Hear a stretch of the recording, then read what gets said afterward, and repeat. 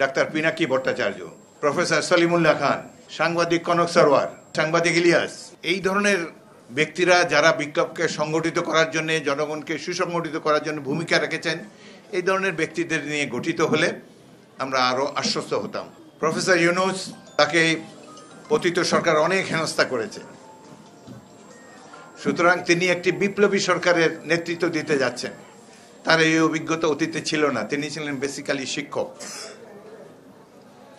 এই আন্দোলনের বিপ্লবে সরাসরি অংশগ্রহণ করেছেন আইনমন্ত্রী জনাব আসিফ নজরুল, বারবার নির্যাতিত হয়েছেন আরেকজন উপদেষ্টা আদিলুর রহমান। বাকি যারা উপদেষ্টা আছেন তারা দেশের কৃতি সন্তান, কিন্তু অনেকের মধ্যে বিপ্লবী চরিত্র নাই। এদের কেউ কেউ হাসিনা সরকারের পৃষ্ঠপোষকতায় ছিলেন, হাসিনা সরকারকে সমর্থনও দিয়েছেন। আমরা এই মুহূর্তে আর এসব তিক্ততা দেখতে চাই না। আমরা আরও খুশি হতাম এই বিপ্লবে যারা জনগণকে সংগঠিত করেছে, অনেক সাধারণ মানুষ, যেমন ডাক্তার পিনাকি ভট্টাচার্য, যেমন প্রফেসর সলিমুল্লাহ খান, সাংবাদিক কনক সরওয়ার, আরও দেশে বিদেশে অনেক দেশপ্রেমিক, মোহাম্মদ ইলিয়াস, সাংবাদিক ইলিয়াস, তারা জনগণকে সংগঠিত করেছে। তারা পরিবার পরিজন সহ নিগৃহীত হয়েছে এদের হাতে। এই ধরনের ব্যক্তিরা যারা বিপ্লবকে সংগঠিত করার জন্য, জনগণকে সুসংগঠিত করার জন্য ভূমিকা রেখেছেন, এই ধরনের ব্যক্তিদের নিয়ে গঠিত হলে আমরা আরও আশ্বস্ত হতাম। এই সরকার আরও ছাত্রদেরকে নেওয়া হোক। বৈষম্য বিরোধী ছাত্র আন্দোলনে যারা জীবন বিপন্ন করে ত্যাগ তিতিক্ষার বিনিময়ে এই সরকারের পতন ঘটিয়েছে, তাদেরকে নিয়ে গঠিত হোক সরকার। বুদ্ধিজীবীর আর বেশি দরকার নাই। আমাদের দেশে ভালো বুদ্ধিজীবী আছে, আরেক শ্রেণীর বুদ্ধিজীবী আছে, তারা সকল সংকটের সময় মুখ বন্ধ করে ঘরে বসে থাকেন, কিন্তু বিজয় অর্জনের পর ক্যামেরার সামনে সবার আগে এসে উপস্থিত হন। এরা দেশের কোনো সংকটে এদেরকে পায় নাই। 1971 মুক্তিযুদ্ধে অল্প কয়েকজন ছিলেন। শিক্ষক সমাজে দেখেন সব জায়গায়, বিভিন্ন বিশ্ববিদ্যালয়ে, আমি ঢাকা বিশ্ববিদ্যালয়ের ছাত্র ছিলাম, তখনকার শিক্ষকরা ছিলেন দেবতুল্য মানুষ। এখন শিক্ষকদের মধ্যে অনেক দুর্বৃত্ত আছে যাদের শিক্ষক হওয়ার একাডেমিক যোগ্যতা নাই।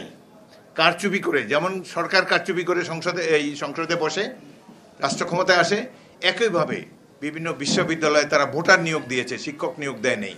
দলভারী করার জন্যে অযোগ্য, অশিক্ষিত, স্বল্প শিক্ষিত মানুষকে, যাদের শুধু সার্টিফিকেট আছে, জ্ঞানগম্যি নাই, তারা বিভিন্ন শিক্ষক নেতা সেজে বসেছেন।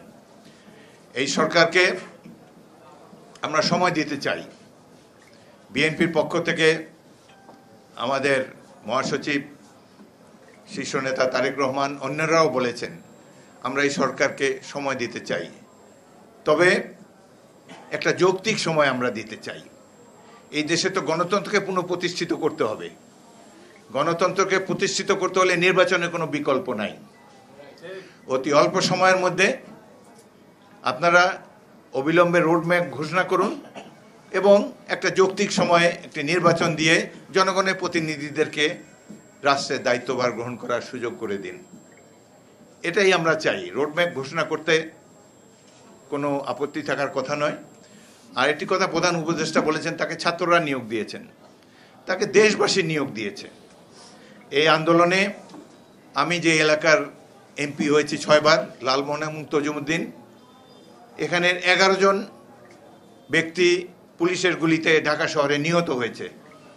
11 জনের মধ্যে কেউ ছাত্র নাই। এরা অধিকাংশই শ্রমিক, ব্যবসায়ী, রাজনৈতিক কর্মী। সুতরাং ছাত্রদেরকে অবশ্যই সাধুবাদ দেই। ত্যাগের বিনিময়ে এরা দেশ থেকে পালিয়ে যেতে বাধ্য হয়েছে, কিন্তু সারা দেশবাসী এই আন্দোলনে অংশগ্রহণ করেছে। ছাত্রদের সাথে সাথে ছাত্রদের পিতামাতারাও রাস্তায় ছিল। অতীতে এই ধরনের দৃশ্য কখনো আমরা দেখিনি। এটি হলো বিপ্লব।